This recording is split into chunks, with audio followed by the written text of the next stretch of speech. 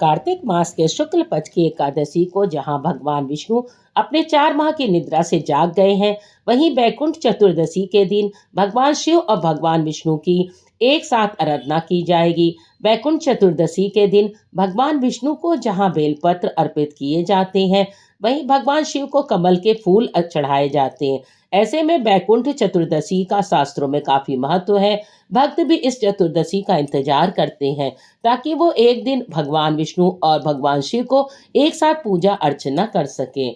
आज कार्तिक माह के शुक्ल पक्ष की चतुर्दशी तिथि को 14 नवंबर को सुबह 9:43 पर लग रही है और चतुर्दशी तिथि का समापन 15 नवंबर को सुबह 6:19 पर हो जाएगा। इस दिन पूजा निष्ठा काल में की जाती है, इसलिए बैकुंठ चतुर्दशी का पूजन 14 नवंबर को किया जाएगा। वैकुंठ चतुर्दशी के दिन भगवान विष्णु और भगवान शिव की पूजा करने का निष्ठा काल की शुरुआत रात 11:29 और 12:32 तक रहेगी। ऐसे में भक्तों को पूजा करने के लिए कुल 53 मिनट का समय मिलेगा। वह व्रत रहने के लिए जल्दी सुबह उठकर स्नान कर लें और साफ सुथरे कपड़े पहनकर भगवान विष्णु और शिव की समक्ष व्रत का संकल्प ले लें। भगवान के समक्ष घी का दीपक जलाएं और उन्हें भगवान विष्णु को बेलपत्र और भगवान शिव को कमल के फूल अर्पित करें। पूरे विधि विधान से पूजा करें भगवान विष्णु जी की और भगवान शंकर जी की, और फिर मंत्र जाप और करके व्रत कथा का पाठ करें और आरती करने के बाद पूजा में हुई भूल चूक भगवान से क्षमा मांग लें। इन कथा सुनने से हमारे सारे कष्ट दूर हो जाते हैं। पौराणिक मतानुसार एक बार भगवान विष्णु देवाधिदेव महादेव का पूजन करने के लिए काशी आए। महामणिकर्णिका घाट पर स्नान करके उन्होंने 1000 स्वर्ण कमल पुष्पों से भगवान विश्वनाथ के पूजन का संकल्प किया। अभिषेक के बाद जब वे पूजन करने लगे तो शिव जी ने उनकी भक्ति की परीक्षा के उद्देश्य से एक कमल पुष्प कम कर दिया। भगवान श्री हरि को पूजन की पूर्ति के लिए 1000 कमल पुष्प चढ़ाने थे। एक पुष्प की कमी देखकर उन्होंने सोचा, मेरी आंखें भी तो कमल के ही समान हैं, मुझे कमल नयन पुंडरीकाक्ष कहा जाता है। यह विचार कर भगवान विष्णु अपनी कमल समान आंख चढ़ाने को प्रस्तुत हुए। विष्णु जी की इस अगाध भक्ति से प्रसन्न होकर देवाधिदेव महादेव प्रकट होकर बोले, हे विष्णु, तुम्हारे समान संसार में दूसरा कोई मेरा भक्त नहीं है। आज ही यह कार्तिक शुक्ल चतुर्दशी अब वैकुंठ चतुर्दशी कहलाएगी और इस दिन व्रत पूर्वक जो पहले आपका पूजन करेगा उसे वैकुंठ लोक की प्राप्ति होगी।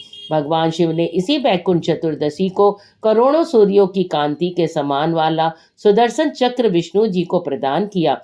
शिव जी तथा विष्णु जी कहते हैं कि इस दिन स्वर्ग के द्वार खुले रहेंगे। मृत्यु लोक में रहने वाला कोई भी व्यक्ति इस व्रत को करता है तो वह इस स्थान वैकुंठ धाम में सुनिश्चित हो जाएगा। आइए एक और कथा का श्रवण करते हैं। जब पापी घनेश्वर नामक एक ब्राह्मण था जो बहुत बुरे काम करता था, उसके ऊपर कोई पाप थे।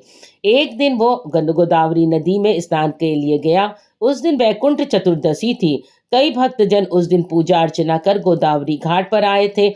उस भीड़ में गणेश्वर भी उन सभी के साथ था। इस प्रकार उन श्रद्धालुओं के स्पर्श के कारण गणेश्वर को भी पुण्य मिला। जब उसकी मृत्यु हो गई तब उसे यमराज लेकर गए और नरक में भेज दिया।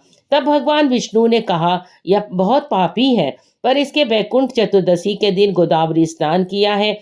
श्रद्धालुओं के पुण्य के कारण इसके सभी पाप नष्ट हो गए, इसलिए इसे वैकुंठ धाम मिलेगा। अतः घनेश्वर को वैकुंठ धाम की प्राप्ति हो गई। चतुर्दशी के लिए इस दिन जो भी भगवान शिव और विष्णु जी की पूजा आराधना सच्चे मन से करता है और पूरे विधि विधान के साथ करता है, उसे मोक्ष की प्राप्ति होती है और जीवन में सभी दुख दूर हो जाते हैं। तो बोलिए विष्णु भगवान की जय, शिव भगवान की जय।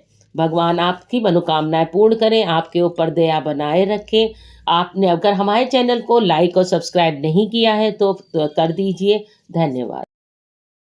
चतुर्दशी के दिन दीपदान करने से पितरों का आशीर्वाद मिलता है, जीवन में सुख समृद्धि आती है।